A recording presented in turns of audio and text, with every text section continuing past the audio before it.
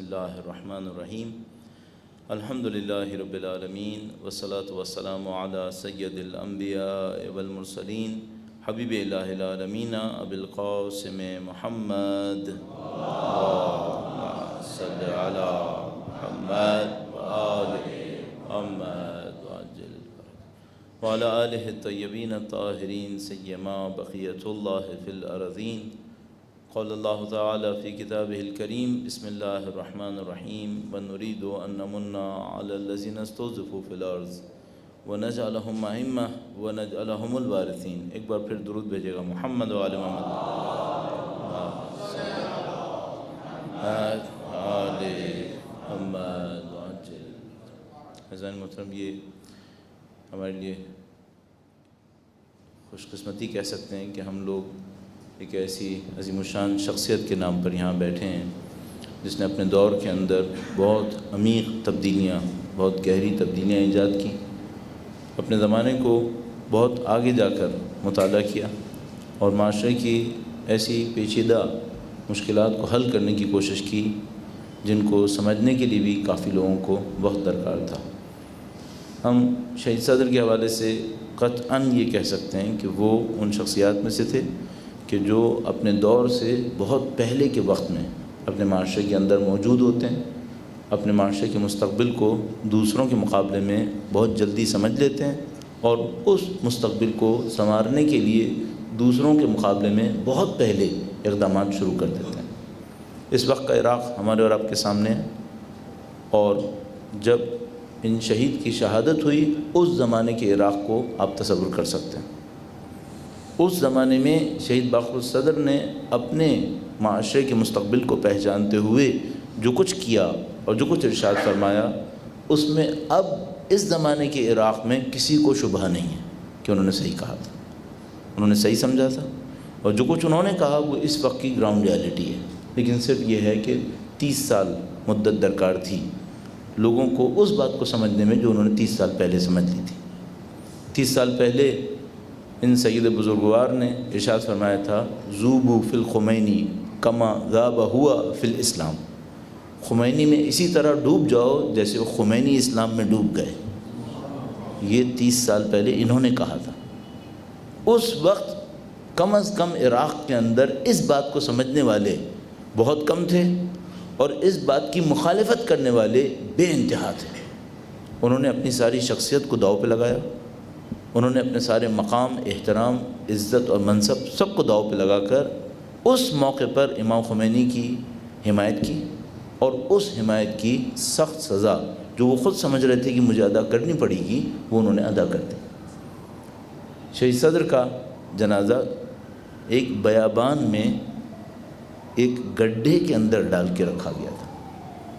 کسی کو نہیں پتا تھا کہ یہ جنازہ ہے کہاں پر، اور جس انداز میں ان کی شہادت ہوئی ہے وہ انتہائی تکلیف دہ چیپٹر ہے. خاص کر یہ دیکھتے ہوئے کہ یہ وہ عظیم الشان شخصیت ہے جس نے نہ صرف یہ کہ معاشرے کے حالات کو سمجھا تھا بلکہ علمی میدان کے اندر بھی علم اور فن کے اعتبار سے اپنے معاشرے سے بہت آگے جا کر مسائل کو حل کرنے کی کوشش کی تھی. آپ شہید صدر کی اقتصاد کے اوپر، فلسفے کے اوپر، تاریخ، تفسیر، اجتہاد، کسی بھی ایسے ٹاپک کے اوپر جس کو اس وقت آپ معاشرے کی ضرورت سمجھ رہے ہیں، شہید صدر کے کام کو جا کے دیکھیں اور بار بار یہ ذہن میں رکھیے گا کہ یہ کام 30 سال پہلے کیا گیا. تو مثال کے طور پر اگر آپ صرف ان کی اقتصاد کے اوپر توجہ فرمائیں تو میں آپ کی خدمت میں بہت آسانی سے عرض کر سکتا ہوں کہ حتیٰ انقلاب اسلامی آ جانے کے بعد بھی برسوں تک اس کتاب کے مقابلے میں کوئی اور کتاب حتیٰ ایران میں بھی نہیں تھی، حتیٰ ایران میں بھی نہیں تھی. اور اگر میں آپ سے کہہ رہا ہوں حتیٰ ایران میں نہیں تھی تو باقی عالم اسلام کا تو آپ خود ہی جائزہ لے سکتے ہیں. یعنی صرف ایک علامتی واقعے کے طور پر جب فیصل یونیورسٹی، اسلامک یونیورسٹی اسلام آباد میں اقتصاد کے نصاب کے اوپر بات ہوئی تو آپ کو اس یونیورسٹی کے اورینٹیشن کا اندازہ ہے، بہت شکریہ، اس کی جو فکری اورینٹیشن ہے اس کا آپ کو اندازہ ہے. اس سخت تعصبانہ رویے کے ساتھ ان کو اقتصاد میں شہید صدر کی اقتصاد و نحو کو سلیبس میں رکھنا پڑ گیا اور قبول کیا کہ ہاں یہ مشکل ہے ہمارے ساتھ کہ ہمیں اس کتاب کو قبول کرنا پڑے گا۔ تو ان کا ایک مقام ہے، ان کا ایک منصب ہے، اور یہ بہت اچھا ہے کہ آپ نے ان کے نام سے منسوب کرتے ہوئے اپنے معاشرے کے اندر ایک مشکل کو علمی سطح پر حل کرنے کے لیے ایک پروگرام شروع کیا ہے۔ یہ بہت اچھا ہے۔ ہم اس موقع سے فائدہ اٹھاتے ہوئے تھوڑا سا شہید صدر کی شخصیت کے بارے میں گفتگو کریں گے، ان کی شخصیت کے مین کمپوننٹس کیا ہیں اس کے اوپر بات کریں گے، پھر تھوڑا سا اس کے اوپر بات کریں گے کہ معاشرے کے اندر اگر آپ واقعاً کوئی کام کرنا چاہتے ہیں تو اس کے بنیادی ستون کیا ہو سکتے ہیں، اور اس موقع سے فائدہ اٹھاتے ہوئے جو کچھ ہم نے پاکستان میں رہتے ہوئے 19 سال میں سمجھنے کی کوشش کی ہے ان میں سے کچھ پوائنٹس آپ کی خدمت میں شیئر کریں گے، اور آخر میں تھوڑا سا یمن کے حوالے سے گفتگو کریں گے، اور اگر یمن کے حوالے سے گفتگو بنیادی موضوع میں نہیں آ سکی تو آپ سوال جواب کے اندر اس کو لا سکتے ہیں، اس کے اوپر انشاءاللہ ہم آرائز پیش کر دیں گے۔ درود بھیجے گا محمد و آل محمد۔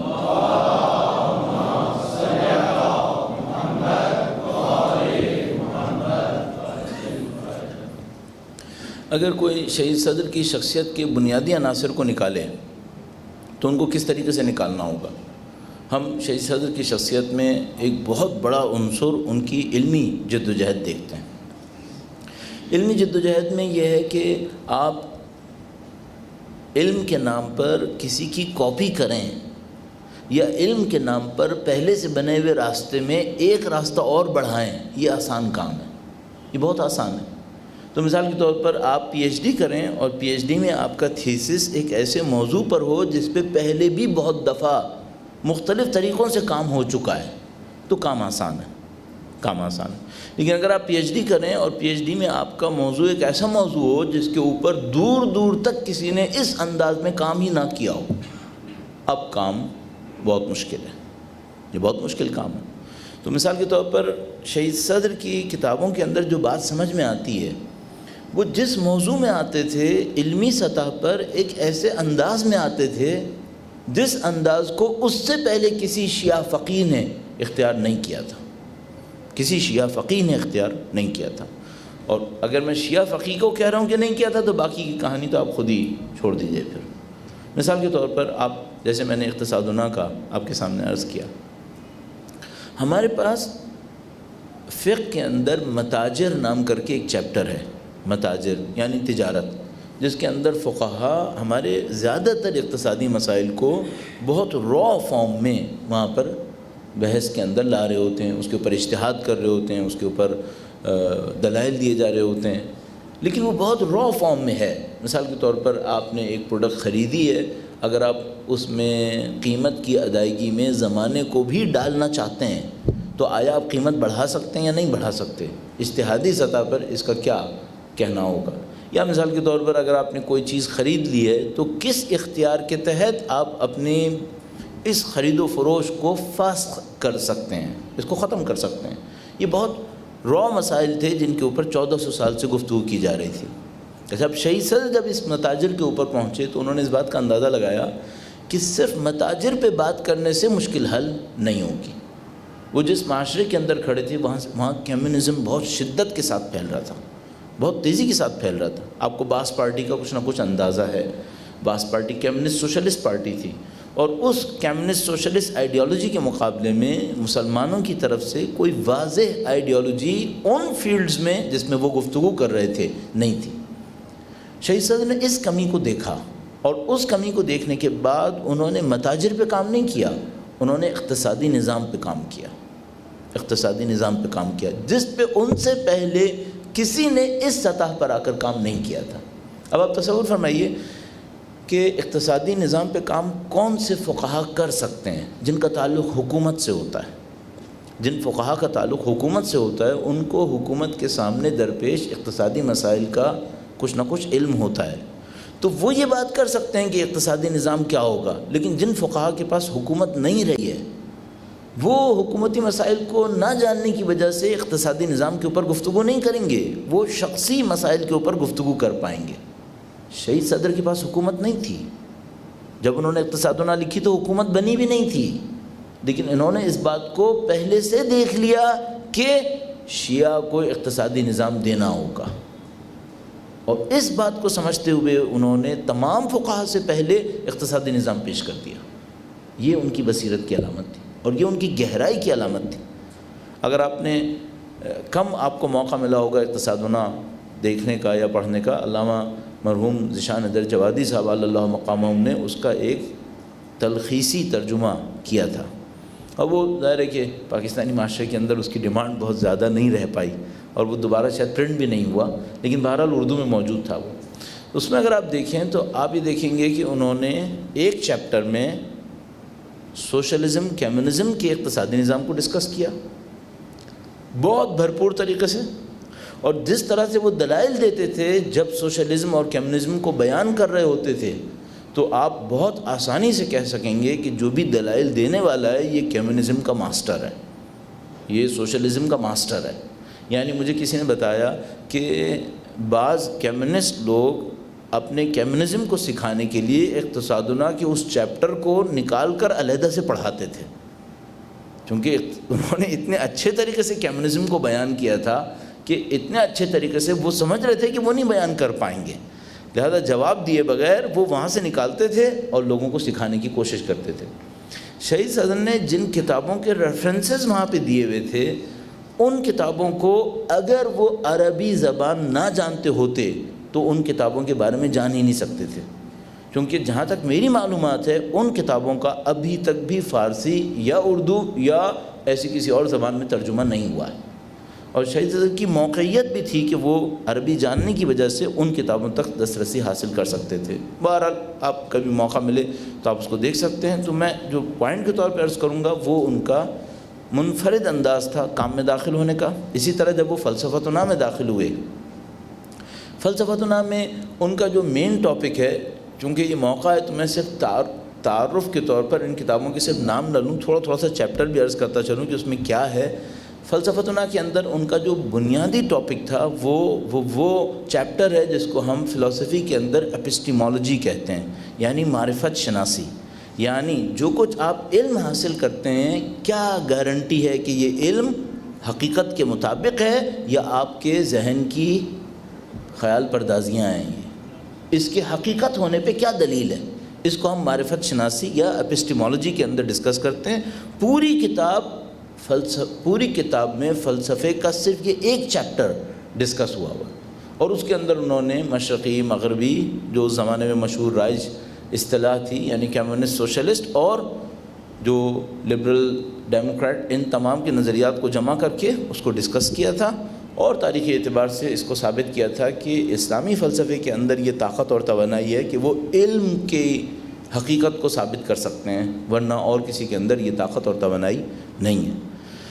یہ ان کا چیپٹر، یا مثال کے طور پر جب وہ بنک لا ربوی بلا سود بینکاری کے چیپٹر پر آئے، اس زمانے میں اسلامک بینکنگ ایک خواب تھا، فقط ایک خواب جو صرف انہی کے جیسے لوگ دیکھ پا رہے تھے، لیکن کسی میں ہمت نہیں تھی کہ دعوے کے طور پہ کتاب پیش کرے۔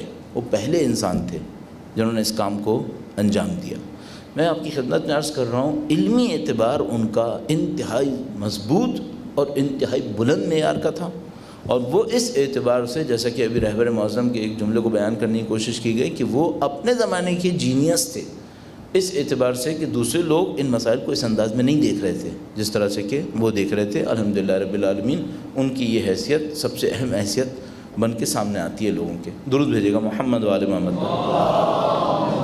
صلی علی محمد وآل محمد عجل۔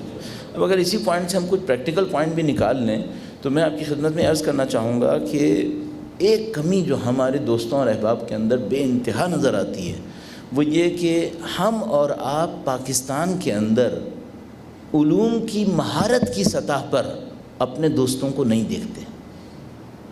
کس فیلڈ کے اندر ایسے ہمارے دوست احباب ہیں جن کو ان فیلڈز کی ایکیڈیمک لیول پر اتھارٹی کہا جا سکے؟ کن فیلڈز کے اندر ہیں؟ یہ ہماری ڈیفیشنسی ہے۔ شہید صدر کی مضبوطی کا یہ عالم تھا کہ بغداد یونیورسٹی سے کچھ لوگ ایک زمانے میں آیت اللہ العظمیٰ خوئی کے پاس آئے اور انہوں نے کہا کہ سارا حوزہ علمیہ جو ہے وہ ایسا ہے ویسا ہے، اس کے اندر کچھ نہیں ہے، اور یہاں پہ آپ لوگوں نے جو بچے پالے ہوئے ہیں ان کے کوئی علمی معیار نہیں ہے۔ تو انہوں نے کہا کہ آپ کے خیال میں علمی معیار کس سے ثابت ہوتا ہے؟ تو انہوں نے بالکل صحیح جواب دیا، انہوں نے کہا میتھمیٹکس سے۔ ہمارے پاس جو علوم ہیں وہ میتھمیٹکس کے ذریعے سے ثابت ہوتے ہیں۔ شہید صدر کی ایک کتاب منطق استقرائیہ کے اوپر ہے، منطق استقرائیہ کو انہوں نے میتھمیٹکس سے ثابت کیا تھا، جو ظاہر ہے کہ برٹرنڈ رسل کی میتھمیٹکس کے مقابلے میں ایک کوشش تھی۔ تو شہید صدر کو آیت اللہ العظمیٰ خوئی نے دعوت دی اور کہا کہ آپ ان پروفیسرز کے سامنے آ کر بیٹھیے۔ وہ تشریف لائے اور انہوں نے اپنے انداز میں میتھمیٹکس کے ذریعے سے لاجک کو ثابت کیا، اور یہ وہ کام تھا جو آج تک ہم نے شاید سنا بھی نہیں ہوگا۔ صحیح ہے؟ میں آپ کی خدمت میں عرض کرنا چاہ رہا ہوں، آپ ایک مکتب کے نمائندے ہیں۔ اگر آپ کسی مکتب کے نمائندے ہیں اور اس مکتب کی شناخت علم ہے، اور آپ کے پاس پاکستان میں علم دینے کے لیے دعوے کے طور پر کچھ نہیں ہے، تو آپ کیسے اس مکتب کے نمائندے بن سکتے ہیں؟ پھر آپ کیسے اس مکتب کی نمائندگی کر سکتے ہیں؟ تو جو میں آپ کی خدمت میں عرض کرنا چاہوں گا، اور یہ جگہ، یہ پلیٹ فارم اس کام کو کہنے کے لیے بہت اچھی جگہ ہے، وہ یہ کہ اگر آپ نے اور میں نے پاکستان کے اندر تبدیلی لانے کے لیے کوئی کام کرنا ہے، تو ایک کام ہمارا علمی شخصیتوں کو تشکیل دینا ہوگا، ایسی علمی شخصیتوں کو کہ جو ہماری شناخت بن کر پاکستان میں سامنے آ سکیں۔ جیسا کہ مثال کے طور پر شہید صدر اس وقت حوزہ علمیہ کی شناخت بن کر سامنے آئے، یا مثلا شہید مطہری حوزہ علمیہ کی شناخت بن کر سامنے آئے مختلف علوم اور فنون کے اندر۔ تو آپ کو اور مجھے یہ کرنا پڑے گا۔ بدقسمتی سے اس معاملے میں ہمارا گراف کوئی بہت اچھا گراف نہیں ہے، اور یہ وہ جگہ ہے جس کے اندر بہت ابھی کام باقی ہے، اس کے اوپر بے انتہا محنت کرنی پڑے گی کہ ہم اس کام کو کیسے کر سکیں گے۔ یہ شہید کی شخصیت کا ایک پہلو ہے۔ دوسرا پہلو جو شہید کی شخصیت کا انتہائی اہم پہلو ہے، وہ ان کا سماجی کام ہے۔ اس کے اوپر چند پوائنٹس آپ کی خدمت میں عرض کروں گا تیزی سے۔ درود بھیجے گا محمد و آل محمد پر۔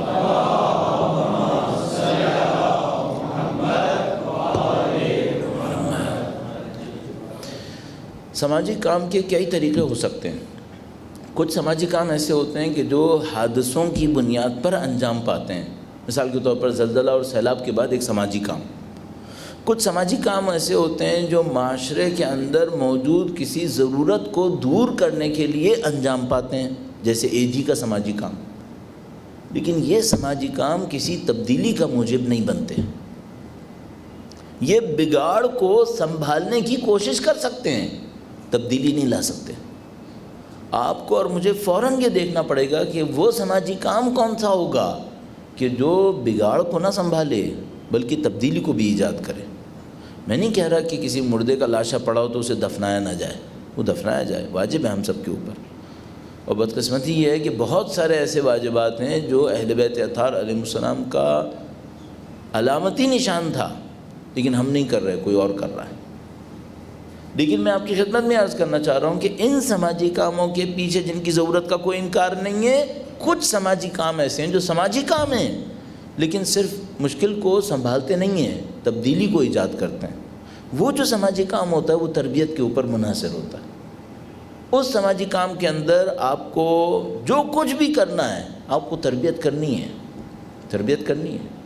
شہید باقر الصدر نے اس زمانے کی کمیونزم، سوشلزم، باس پارٹی، صدام کے ظلم، ان سب کو دیکھتے ہوئے حزب الدعوہ کی بنیاد رکھی۔ حزب الدعوہ کی بنیاد کیوں رکھی، بعد میں کیوں اس سے علیحدہ ہوئے، اس سے میں کچھ زیادہ سروکار نہیں رکھ پاؤں گا، لیکن مجھے یہ دیکھنا پڑے گا کہ ان کا جو تربیتی نظام تھا وہ کس کے اوپر بن رہا تھا، وہ تربیت کیسے کر رہے تھے۔ مثال کے طور پر انہوں نے تربیت کے لیے ایک کتابچہ لکھنا شروع کیا، الاسلام یقود الحیات، اس کا عنوان تھا عربی کے اندر، اسلام زندگی کی رہنمائی کرتا ہے، اسلام زندگی کی رہنمائی کرتا ہے۔ چھوٹے چھوٹے کتابچے تھے، اور یہ کتابچے انہوں نے کسی موضوع پر، کبھی کسی موضوع پر، کبھی کسی موضوع پر لکھنا شروع کر دی۔ وہ کتابچے بعد میں کتاب کی شکل میں بھی چھپے اور سارے کام ہوئے۔ حزب الدعوہ کے ایک آدمی سے میں ملا اور میں نے دیکھا کہ حزب الدعوہ کے لوگوں کے اندر بنیادی تربیتی فرق ہے دوسروں کے مقابلے میں۔ تو میں نے ان سے پوچھا کہ بھئی یہ کیوں ہوا، تو اس نے کہا کہ وہی اسلام یقود الحیات کی وجہ سے۔ تو میں نے کہا وہ کیسے ہو سکتا ہے؟ تو اس نے کہا کہ یہ کتابچہ ہم لوگوں کی تنظیم کے اندر وہ کتاب ہے جس کے بغیر کوئی کام نہیں ہو سکتا، ہم کو اس پہ چلنا ہے۔ اور ہم نے اپنے اس عالم سے یہ سیکھ لیا ہے کہ اس کے بغیر ہم آگے نہیں بڑھ سکیں گے۔ یہ جو یقین ہے نا کہ ہم دین اسلام کے بغیر آگے نہیں بڑھ سکیں گے، یہ یقین تربیت کا پہلا عنصر ہے۔ ہمیں اس بات کا یقین نہیں ہے۔ میں آپ کی خدمت میں صرف ایک مثال عرض کروں گا۔ جب مثال کے طور پر آپ کسی پروٹیسٹ میں ہوتے ہیں یا ریلی میں ہوتے ہیں، یا مثال کے طور پر کوئی سماجی کام کر رہے ہوتے ہیں، تو بہت آسانی سے آپ دیکھیں گے کہ بہت سارے واجبات بھی کمپرومائز ہو جائیں گے، صحیح ہے؟ اچھا، جو اس تربیت میں ڈھلا ہوا ہے وہ اس خاص موقع پر کوئی مکروہ بھی نہیں کرے گا۔ کیوں؟ اس کو پتہ ہے کامیابی اسلام سے آتی ہے، اسلام کی مخالفت کر کے نہیں آ سکتی۔ اچھا، ہم کثرت سے یہ کام کریں گے، چونکہ ہم یہ ایک ریلی کر رہے ہیں، لہذا اگر نماز کو کچھ دیر کر دیں تو کوئی معاملہ نہیں ہوگا۔ یا مثلا خدا نہ کرے نعوذ باللہ تعالیٰ کسی کام کو رات دیر تک کرنے کی وجہ سے اگر صبح کی نماز قضا ہو بھی گئی تو کیا ہوا؟ وہ لوگ اسے ایکسیپٹ نہیں کریں گے۔ ان کے نزدیک یہ ہے کہ اسلام ہی کامیابی لا سکتا ہے، اور اگر اسلام نہیں ہے تو پھر اور کوئی کارروائی کامیابی نہیں لا سکتی۔ جو مجھے ابھی تک سمجھ میں آ رہا ہے، یہ لوگ حزب اللہ کے اندر، یا مثلا جو بھی ہم لوگ تربیت یافتہ لوگ کہتے ہیں، ان تربیت یافتہ لوگوں کے اندر فکر کی بنیاد یہاں پر آئی ہوئی ہے کہ یہ اسلام کے مقابلے میں کسی نظریے کو، چاہے کتنا ہی اہم کیوں نہ ہو، وہ کامیابی کا ذریعہ نہیں سمجھتے۔ یہ شہید صدر کا سماجی کام تھا، انہوں نے حزب اللہ کو بنایا، حزب الدعوہ کو بنایا، اور بعد میں اسے علیحدگی مرجعیت کی وجہ سے کہ انہوں نے کہا مرجع کے لیے اچھا نہیں ہے کوئی کسی پارٹی کے اندر شامل ہو۔ میں حزب الدعوہ کو ڈیفینڈ کرنے کی کوشش نہیں کروں گا کہ اس کے سارے کاموں کو سنبھالنے کی کوشش کروں، صرف یہ کہنے کی کوشش کر رہا ہوں کہ وہ شاید وہ واحد مرجع تھے اس زمانے میں جس نے اس بات کو سمجھا کہ ہمیں سماجی کاموں کو تربیت کے انداز میں کس طریقے سے لے کے چلنا پڑے گا، اور وہ اس معاملے میں کامیاب رہے۔ آپ جانتے ہیں کہ ابھی تک ہم عراق کے اندر ان کے دیے ہوئے اثرات کو حاصل کرنے کی کوشش کر رہے ہیں، الحمدللہ رب العالمین۔ یہ ان کی شخصیت کے دو پہلو، بس پہلا علمی پہلو جو میں نے آپ کی خدمت میں عرض کیا، اس سے پریکٹیکل رزلٹ کیا نکلنا چاہیے میں نے آپ کی خدمت میں عرض کیا۔ دوسرا سماجی پہلو، اس سماجی پہلو کو ہم کس طریقے سے ٹرانسلیٹ کریں گے دو چیزوں کے اندر جو مجھے سمجھ میں آتا ہے۔ ایک بات، دین اسلام اولویت ہے ہماری زندگی کے اندر، دوسری بات انسانوں کی خدمت کیے بغیر آپ دین کی خدمت نہیں کر سکیں گے۔ یہ دو باتیں مجھے لگتا ہے ان کے سماجی کام کا بنیادی حصہ تھیں۔ اب تیسری بات اور آپ کی خدمت میں عرض کر کے معاشرے کی تبدیلی کے عناصر کے حساب سے عرض کریں گے۔ درود بھیجے گا محمد و آل محمد صلی اللہ۔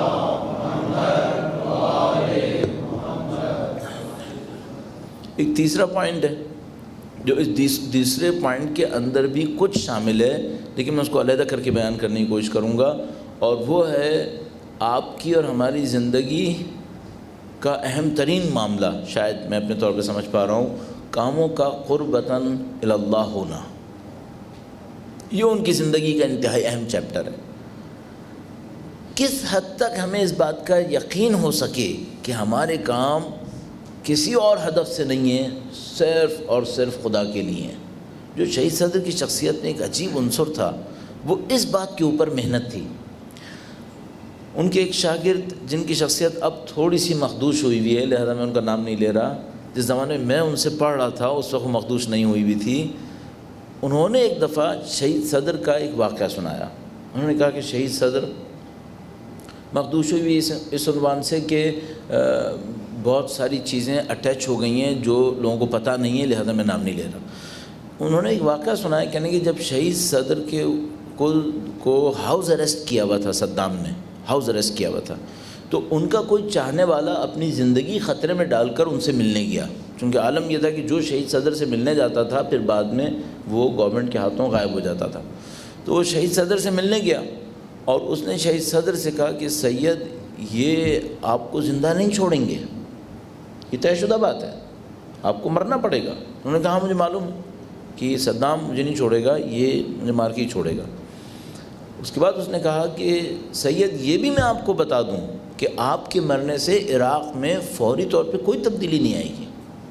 انہوں نے کہا یہ بھی مجھے معلوم ہے کہ میرے مرنے سے عراق میں فوری کوئی تبدیلی نہیں آئے گی۔ تو اس نے کہا کہ سید، پھر آپ خودکشی کیوں کر رہے ہیں؟ اس نے اپنا آرگومنٹ یہ رکھا کہ پھر آپ خودکشی کیوں کر رہے ہیں؟ تو شہید صدر نے ایک عجیب جواب دیا. انہوں نے یہ کہا کہ مجھے یہ معلوم ہے کہ ہر معاشرے کے اندر ہر دور میں کچھ لوگوں کو میرے جد امجد کی طرح غربت میں جان دینی پڑتی ہے. میں اپنے جد امجد کی تعصی میں اس دور میں جان دینے کو تیار ہوں.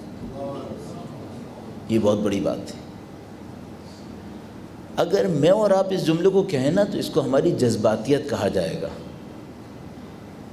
ڈھیر ساری کتابوں کا مصنف، مؤلف، محقق اگر یہ بات کہے تو سوائے تحقیق اور قانون کے لفظ پہ غور فرمائیے گا، یہ کچھ نہیں ہو سکتا. اس کا مطلب کیا ہے؟ انہوں نے ہسٹری کو جا کے اچھی طرح دیکھ لیا ہے اور ان کو یہ بات سمجھ میں آ گئی ہے کہ جان دینے سے کیا ہونے والا ہے. یہ وہ بات ہے جو ہمیں سمجھ میں نہیں آئی ہے.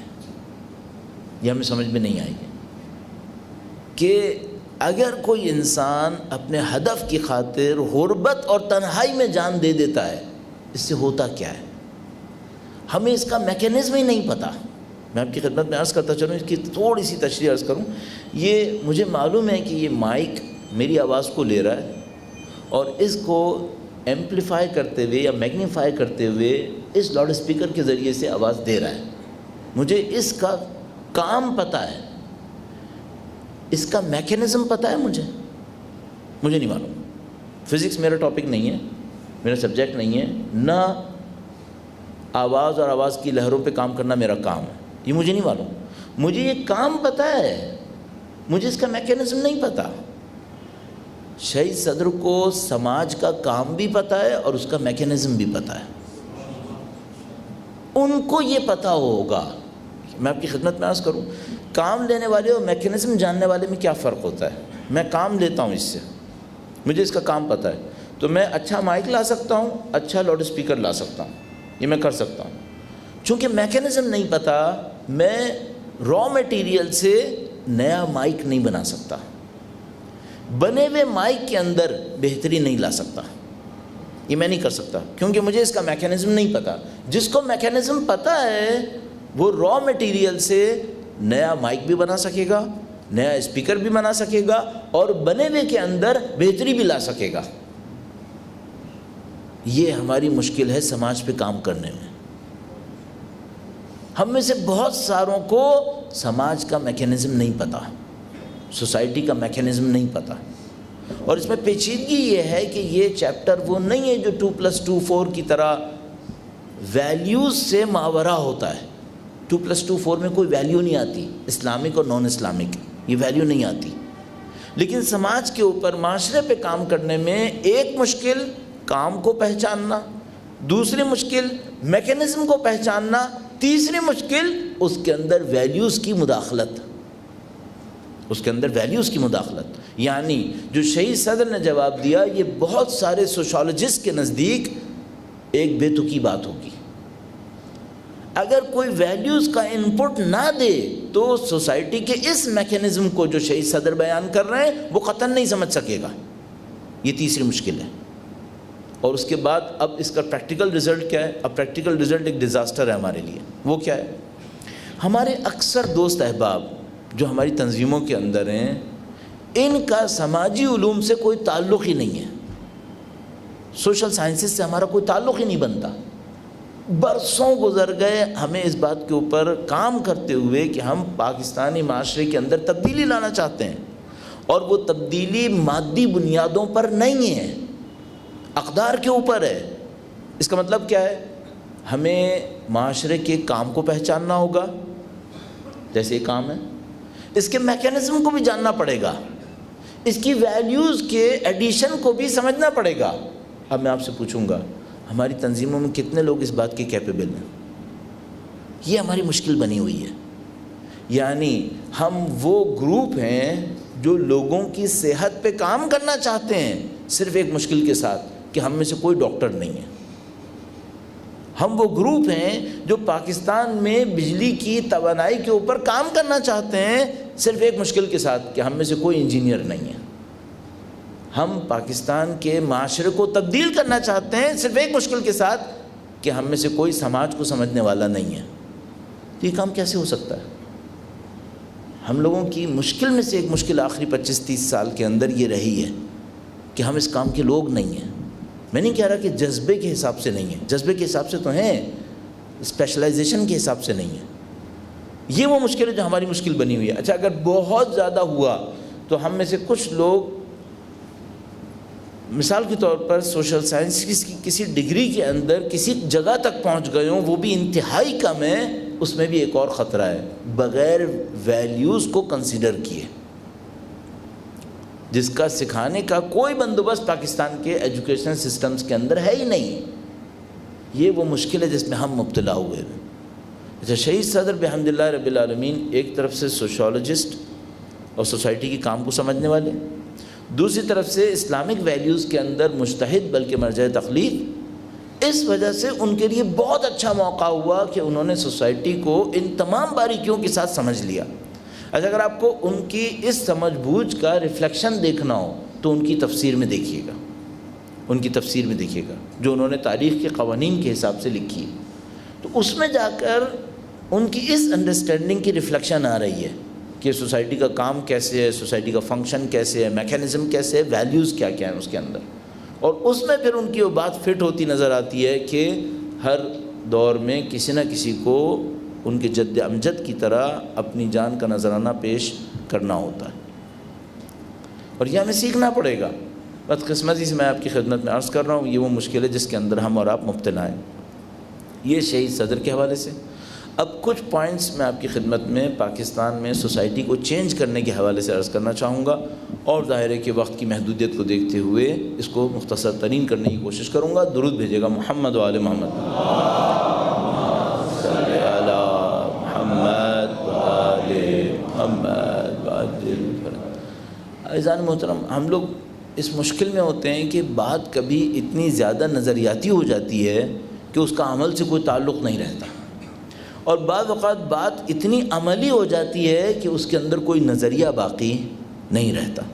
تو ہم لوگ اس کے درمیان ایک بیلنس کریٹ کرنا ہوتا ہے کہ نظریہ بھی آئے اور عمل کا بھی کوئی نہ کوئی تعلق باقی رہے. اب دیکھیے گا کس عنوان سے. نمبر 1، آپ جب بھی کوئی تبدیلی لانے لگتے ہیں اس کے وسائل آپ کے پاس معمولاً نہیں ہوتے، چونکہ اگر کسی تبدیلی کے سارے وسائل موجود ہوں تو وہ تبدیلی خود بخود حاصل ہو جائے گی، پھر اس کو آپ کو لانے کی ضرورت نہیں ہوگی. تو اگر وسائل پہلے سے موجود ہوں گے تو تبدیلی در حقیقت آ چکی ہوگی، اس کو پھر آپ کو مزید چھیڑنے کی ضرورت نہیں ہوگی. تو اس کا مطلب یہ ہوگا کہ جب بھی آپ کو سوسائٹی میں کوئی تبدیلی لانی ہوگی اور اس کے لیے منصوبہ بنانا ہوگا تو موجودہ وسائل کو استعمال کر کے آپ تبدیلی نہیں لا سکیں گے. وہ وسائل وہاں پہ ہوں گے ہی نہیں. آپ کی پلاننگ کے اندر وسائل کو بھی ایجاد کرنا شامل ہوگا. اس بات کو ہمیشہ اپنے ذہن میں رکھ پائیں گے آپ. وہ یہ کہ اگر آپ معاشرے کے اندر تبدیلی لانا چاہتے ہیں اور کہیں کہ میں موجودہ وسائل کی بنیاد پہ لانا چاہتا ہوں، تو یہ تبدیلی یا تو آ چکی ہوگی چونکہ وسائل پہلے سے ہوں گے، اور پھر کبھی نہیں آئے گی اگر آپ موجودہ وسائل سے لانا چاہتے ہیں. آپ کی پلاننگ کا قطعی حصہ ان وسائل کو ایجاد کرنا ہوگا جو اس وقت موجود نہیں ہوں گے. اس کا مطلب یہ ہے کہ معاشرے کی تبدیلی میں لمبی مدت کی پلاننگ ناگزیر ہے، اس کے سوا کوئی راستہ نہیں ہے. اب ایک اور کویشچن یہ آئے گا کہ لمبی مدت کی پلاننگ کرنے والی باڈی ہماری آرگنائزیشنل اسٹرکچر میں کہاں پر رکھی ہوئی ہوگی، اور اس کے اندر یہ کیپیبلٹی ہے یا نہیں ہے. آپ سمجھ رہے ہیں اس معاملے کو کہ آپ کے اور میرے آرگنائزیشنل اسٹرکچر کے اندر معاشرے کو تبدیل کرنے والی لمبی مدت کی پلاننگ کرنے والا پارٹ کون سا ہے، اور اس کے پاس یہ کیپیبلٹی ہے یا یہ کیپیبلٹی نہیں ہے. بدقسمتی سے سوشل سائنسز کا اسٹوڈنٹ ہونے کے ناطے میں اس بات کو احساس کر رہا ہوں کہ ہماری کسی بھی تنظیم کے پاس ایسا کوئی پورشن نہیں ہے جو اس چیلنج کو اٹھا سکے. میں اپنے طور پہ یہ سمجھ پا رہا ہوں. اس خاطر دعوے سے عرض کر رہا ہوں ہمارے پاس لمبی مدت کی کوئی منسجم انٹیگریٹڈ پلاننگ نہیں ہے. اس کی وجہ یہ ہے چونکہ ہمارے آرگنائزیشنل اسٹرکچرز کے اندر ایسی کوئی باڈی نہیں ہے کہ جو لمبی مدت کی پلاننگ کی کیپیبلٹی اور اتھارٹی رکھتی ہو. یہ ایک مسئلہ ہے ہمارے ساتھ. دوسرا معاملہ ہمارے ساتھ یہ ہے کہ جب بھی آپ کو پلاننگ کرنی ہوتی ہے اور ظاہر ہے کہ وسائل کی کمی ہوتی ہے تو آپ کو فوراً ایک اصول ذہن میں رکھنا ہوتا ہے جس کو ہم پروڈکٹیوٹی اور پروڈکٹیوٹی میں آگے بڑھتے ہوئے ایفیشنسی آپٹیمم یوٹیلائزیشن کہتے ہیں۔ بدقسمتی سے ہم لوگ اس معاملے میں کافی حد تک، ایک اچھا لفظ نہیں ہے لیکن اردو میں استعمال ہو سکتا ہے، عیاش ثابت ہوئے ہیں۔ عیاش کہتے ہیں ایک ایسے آدمی کو کہ جو اپنے وسائل کا خیال نہیں رکھتا ہے، بے پناہ وسائل خرچ کر دیتا ہے چھوٹی چھوٹی باتوں کے اوپر۔ ہم وسائل کی کمی کا شکار ہیں۔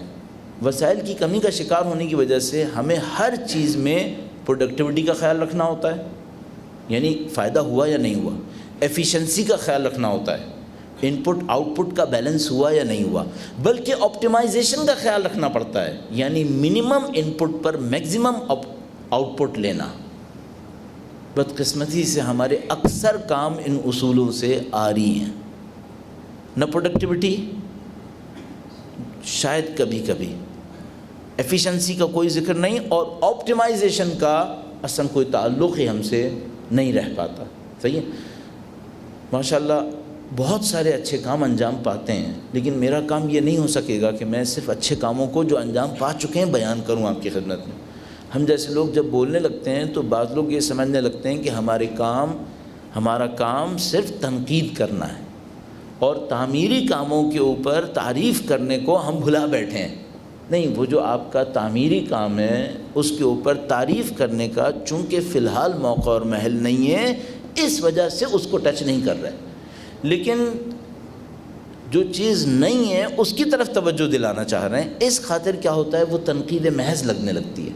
آپ اس کے اوپر ضرور توجہ دیجیے گا کہ آپ نمبر 1 پروڈکٹیوٹی، نمبر 2 ایفیشنسی، اور نمبر 3 آپٹیمائزیشن، اس پر آپ کیسے پہنچ سکتے ہیں۔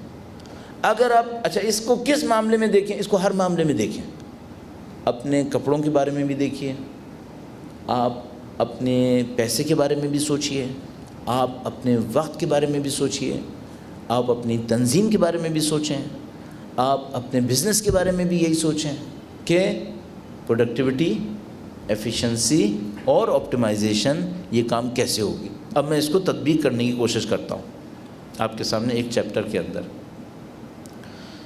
2 چیپٹر کے اندر جو میں ابھی تک سمجھ پا رہا ہوں تیزی سے عرض کروں گا۔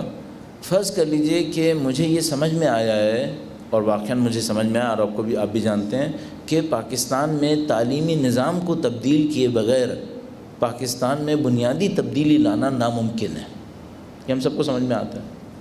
اچھا، پاکستان میں تعلیمی نظام میں تبدیلی لانے کے لیے پروڈکٹیوٹی، ایفیشنسی، آپٹیمائزیشن کے اصولوں پر عمل کرتے ہوئے مجھے کیا کرنا چاہیے؟ میں بہت تیزی سے عرض کروں، اگر میں اسکول بنانے کی طرف جاؤں تو ایک بچے کو ایجوکیشنل لیول پر 50 اسکوائر فٹ چاہیے ہوگا آن ایوریج۔ اگر میں 100 بچوں کا اسکول کھولوں گا تو مجھے 5000 اسکوائر فٹ چاہیے ہوگا۔ ہر اسکوائر فٹ کو اچھا بنانے کے لیے مجھے تقریباً 1500 روپے اسکوائر فٹ کم سے کم لگانے پڑیں گے، اور اگر میں 1000 بچوں کے لیے اسکول کھولنا چاہوں گا تو مجھے 50,000 اسکوائر فٹ جگہ چاہیے ہوگی، ملٹیپلائی بائی 1500۔ یہ صرف 1000 بچوں کا اسکول کھلے گا۔ اور اگر میں صرف یہ حساب کروں کہ پاکستان میں فقط اہل بیت کے ماننے والوں کے بچے کتنے ہوں گے، تو میرا اندازہ یہ ہے کہ ہم کم سے کم 6 ملین کی بات کر رہے ہوں گے، 60 لاکھ بچے۔ اور اگر مجھے 60 لاکھ بچوں کے لیے اسکول بنانے کا خواب بھی دیکھنا ہے تو 60 × 50 × 1500، 60 لاکھ × 50 × 1500 روپیز مجھے چاہیے ہوں گے ان بچوں کے لیے اسکول بنانے کے لیے، جو کہ ظاہر ہے کہ تقریباً ناممکن ہے۔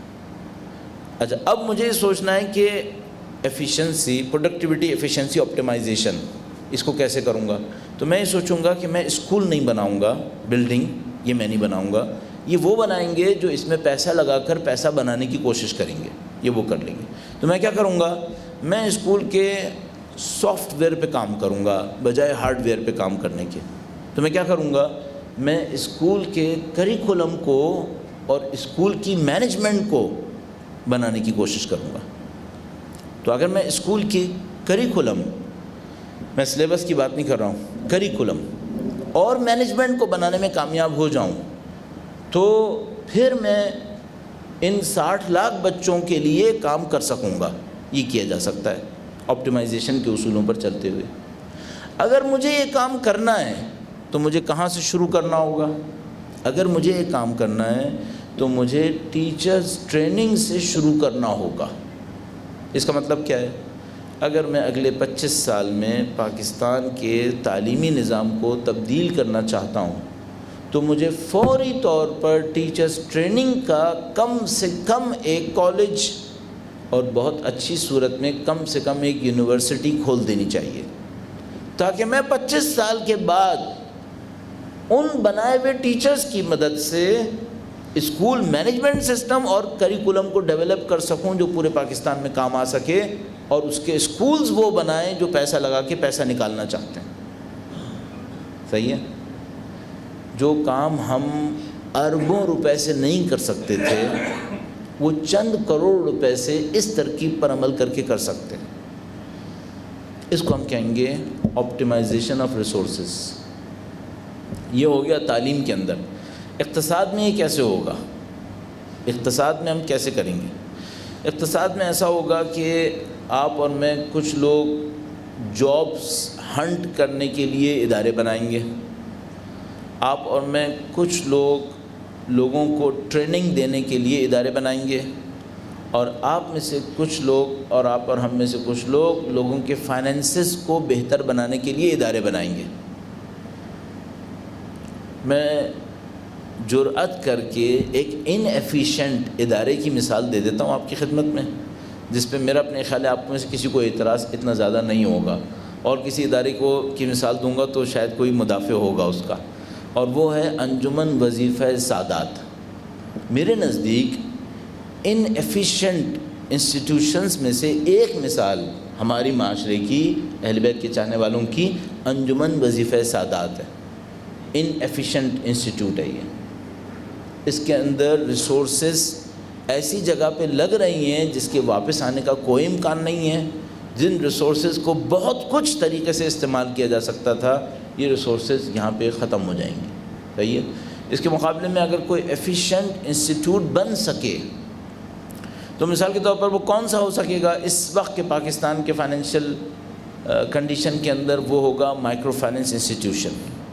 اگر آپ اس کو صحیح طریقے سے بنا سکیں، وہ ہوگا جو آپٹیمائزیشن کو اچیو کر سکے گا فائنینشیل ریسورسز کے معاملے کے اندر۔ بہرحال یہ ایسے ہی میں نے 2 فیلڈز کے اوپر آپ کی خدمت میں عرائض پیش کیے کہ اگر آپ سوسائٹی میں کام کرنا چاہتے ہیں تو ان 2 فیلڈز کے اندر دیکھیں آپ کس طریقے سے کام کر سکتے ہیں۔ اب بس ایک ٹچ میں آپ کی خدمت میں اور دے دوں اور اس کو ہم چیپٹر کو کلوز کرتے ہیں، پھر آپ کوشچنس کر سکتے ہیں، پھر ہم اس کوشچنس کے اندر یمن کو بھی ڈسکس کر لیں گے۔ آخری بات اور آپ کی خدمت میں عرض کروں گا، کچھ سوسائٹی میں ایسے پروجیکٹ ہوں گے جو صرف ریسورسز لیں گے اور ان کو ریسورسز دینا ہماری شرعی ذمہ داری ہوگی۔ مثال کے طور پر معاشرے کے اندر اپاہج، معذور اور بے آسرا لوگوں کی حفاظت، اسی طریقے سے معاشرے میں یتیموں کی حفاظت۔ یہ ادارے ریسورسز لیں گے اور ان کو ریسورسز دینا ہماری شرعی ذمہ داری ہے۔ اللہ فی الایتام، امیر المومنین نے فرمایا خدا کی خاطر یتیموں کا خیال رکھنا۔ اس میں ریسورسز دینے میں کوئی پرابلم نہیں ہے، یہ ریسورسز کھائیں گے اور کھا جائیں، اس میں کوئی ایشو نہیں ہے، یہ ہمارے لیے فخر ہوگا۔ کچھ پروجیکٹس وہ ہوں گے جو شروع میں ریسورسز لیں گے، بعد میں اپنے پاؤں پہ چلیں گے، جیسے اسکولز۔ یہ شروع میں ریسورسز لیں گے، 2 یا 3 سال کے وقفے میں 2 یا 3 سال کی مدت میں اس کو آپ بریک ایون پر لا کر اگلی مدتوں میں نو پروفٹ نو لاس پہ چلا سکیں گے، یہ آپ کر سکیں گے۔ لیکن کچھ پروجیکٹس ایسے ہونا ضروری ہیں جو ان 2 پروجیکٹس کو چلا سکیں، اتنا کمائیں کہ ان 2 پروجیکٹس کو چلا سکیں۔ میں آپ کو گارنٹی سے عرض کر رہا ہوں، ہماری قوم کے زیادہ تر پروجیکٹس وہ ہیں جو ریسورسز لیتے ہیں شاذ و نادر کوئی پروجیکٹ ہے جو بریک ایون پہ آتا ہے، اور اب تک میں قومی سطح پہ کوئی پروجیکٹ نہیں دیکھ سکا جو باقیوں کے لیے پیسہ بناتا ہو سوائے چندہ جمع کرنے کے۔ یہ ہماری فکری جد و جہد کی انتہا ہے کہ ہمارے پاس ریسورسز جنریٹ کرنے کا صرف ایک پروجیکٹ ہے، اور وہ کیا ہے؟ ڈونیشنز۔ یہ اس کا مطلب کیا ہے؟ اس کا مطلب ہے آپ انوویشن سے بہت دور ہیں، آپ انوویشن نہیں کر رہے اس معاملے کے اندر۔ یہ میں آپ کی خدمت میں عرض کرنا چاہ رہا تھا کہ آپ کو تیسرے ٹائپ کے پروجیکٹس کے اوپر کام کرنا پڑے گا۔ اگر کوئی یہ کہے کہ تیسرے ٹائپ کے پروجیکٹس کیپٹل کنزیوم کرتے ہیں جو ہمارے پاس نہیں ہیں، تو میں آپ کی خدمت میں عرض کروں گا کہ ایسا نہیں ہوتا ہے۔ کیپٹل سے زیادہ انوویشن کی بیس پر ہوتے ہیں۔ اگر آپ کے پاس انوویشن ہے تو آپ فائنینس اور ریسورسز جنریٹ کرنے والے ایسے پروجیکٹس بنا سکتے ہیں جو باقی دو پروجیکٹس کو ضرورتوں کو پورا کر رہے ہوں، اور اگر آپ کے پاس انوویشن نہیں ہے تو پھر یہ کام نہیں ہو سکے گا۔ یہ لب لباب تھا جو ان دو ٹاپک پہ آپ کی خدمت میں پیش کرنا چاہ رہے تھے۔ انشاءاللہ اللہ نے چاہا تو کبھی اور کسی اور موقع پر اس کی تفصیل بھی عرض کر سکیں گے۔ درود بھیجے گا محمد و آل محمد پر۔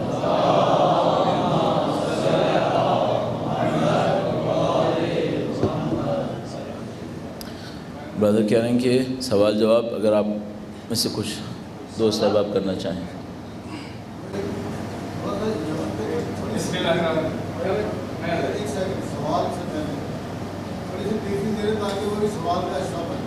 صحیح حاضر جی ٹھیک ہے۔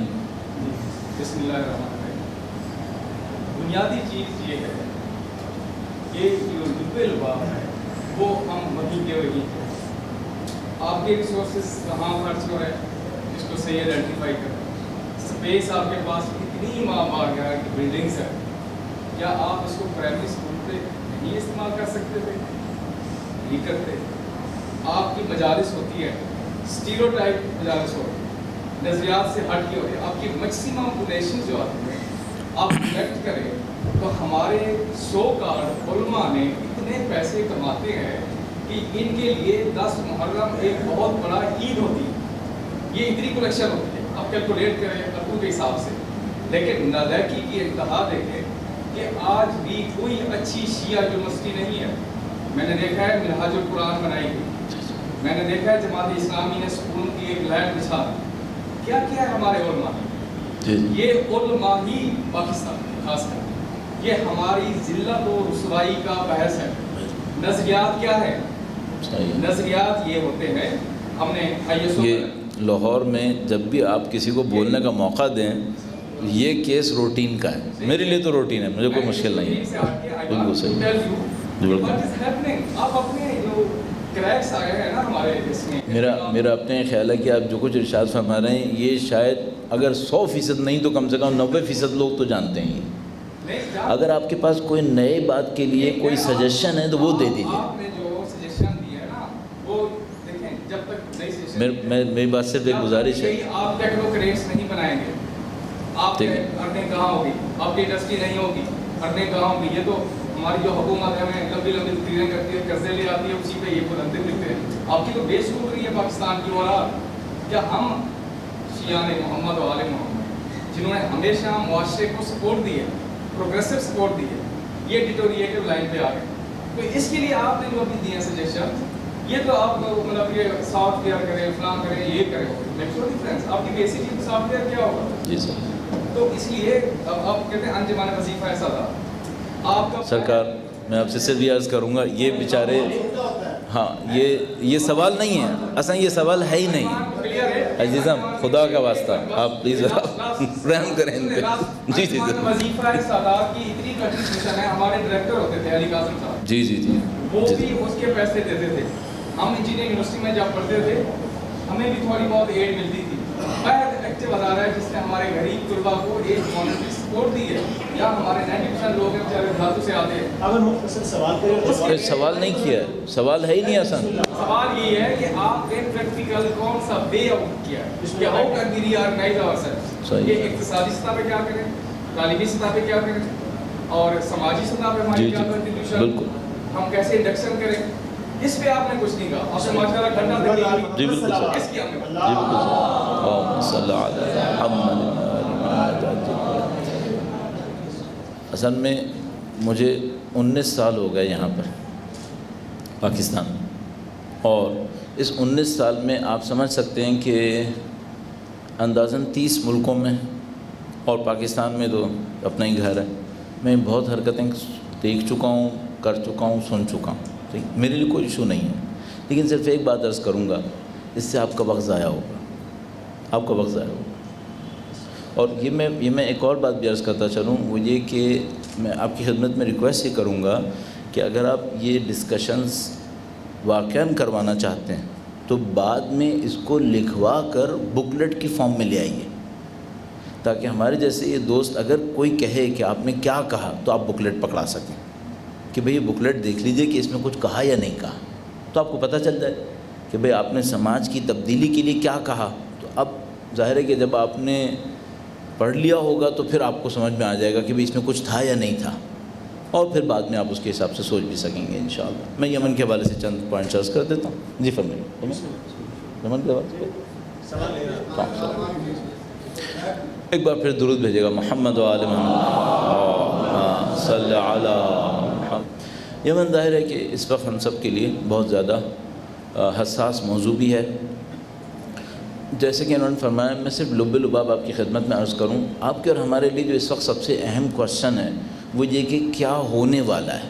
جو ہو چکا وہ تو ہو چکا، مثلا صالح کی حکومت ختم ہو گئی، ہادی کی حکومت آئی، وہ حکومت بھی ٹوٹ گئی، ہادی ملک سے فرار کر گیا، سعودی اس کی حمایت کرنا چاہتے ہیں، اس کی حمایت میں انہوں نے خلیج فارس کے ممالک کو جمع کر کے اس میں پاکستان جیسے کو بھی ڈالنے کی بھی کوشش کی ہے تاکہ ایک فوج بنائی جا سکے، اور اس کے اوپر حملہ کر کے اس موجودہ حکومت کو جو حوثیوں نے بنائی ہے اس کو گرایا جا سکے، اور وہاں پر اپنی مرضی کا بندہ جو ہادی ہے اس کو وہاں پر پلانٹ کیا جا سکے۔ اس وقت ہم جیسوں کے سامنے اور آپ میں سے اکثر لوگوں کے سامنے کوشچن یہ ہے کہ آگے کیا ہونے والا ہے۔ تب جو ابھی تک سمجھ میں آ رہا ہے وہ یہ کہ سعودیوں کے پاس جیتنے کے چانسز کتنے پرسنٹ ہیں۔ سب سے امپورٹنٹ یہ ہوگا، یہ دیکھنا ہوگا کہ ان کے پاس چانسز کتنے ہیں۔ اس وقت جو حوثیوں کی پوزیشن ہے وہ کتنی اچھی پوزیشن ہے یا کتنی بری پوزیشن ہے، یہ ہمیں سوچنا پڑے گا۔